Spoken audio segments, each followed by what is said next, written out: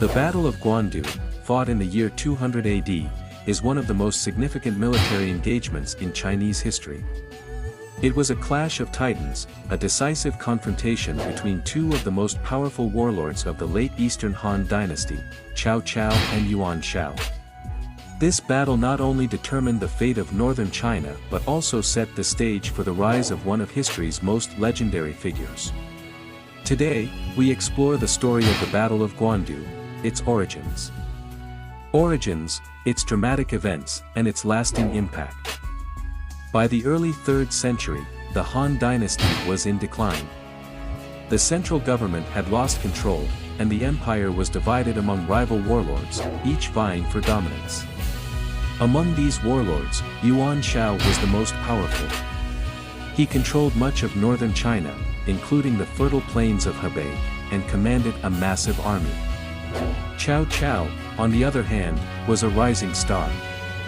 Though his forces were smaller, he was a brilliant strategist and had established a strong base in central China. Tensions between Cao Cao and Yuan Shao had been building for years. Yuan Shao saw Cao Cao as a threat to his ambition of unifying China, while Cao Cao viewed Yuan Shao as an obstacle to his own plans. In 200 AD, these tensions erupted into open conflict. Yuan Shao, confident in his numerical superiority, launched a massive campaign to crush Cao Cao once and for all. The two armies met at Guandu, a strategic location near the Yellow River. Yuan Shao's forces numbered around 100,000, while Cao Cao's army was significantly smaller, with only about 20,000 troops. On paper, the odds were heavily stacked against Cao Cao. But what he lacked in numbers, he made up for in strategy, discipline, and ingenuity. The battle began with a series of skirmishes, as Yuan Shao's forces attempted to break through Cao Cao's defenses. However, Cao Cao's troops held firm, thanks to their superior training and morale. Cao Cao also employed clever tactics, such as using decoys and feints to confuse and exhaust Yuan Shao's army. The turning point came when Cao Cao learned of the location of Yuan Shao's supply depot at Wuchao. Knowing that Yuan Shao's massive army relied heavily on these supplies, Cao Cao devised a daring plan. He led a small, elite force on a night raid to destroy the depot. The mission was risky, but it succeeded brilliantly. The flames from the burning supplies lit up the night sky, and Yuan Shao's army was thrown into chaos.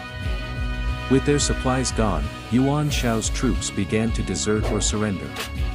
Cao Cao seized the opportunity to launch a full-scale counterattack. Yuan Shao's forces, already demoralized and disorganized, were unable to withstand the assault. The battle ended in a decisive victory for Cao Cao, marking the beginning of his rise to dominance in northern China. The aftermath of the Battle of Guandu was profound.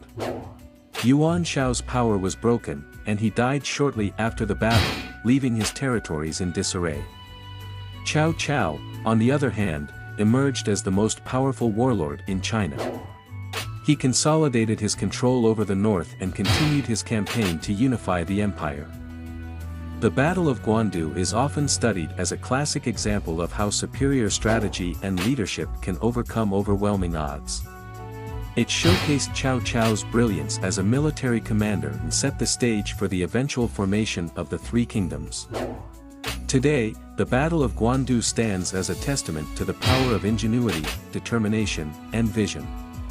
It reminds us that even in the face of seemingly insurmountable challenges, a well-executed plan and unwavering resolve can change the course of history.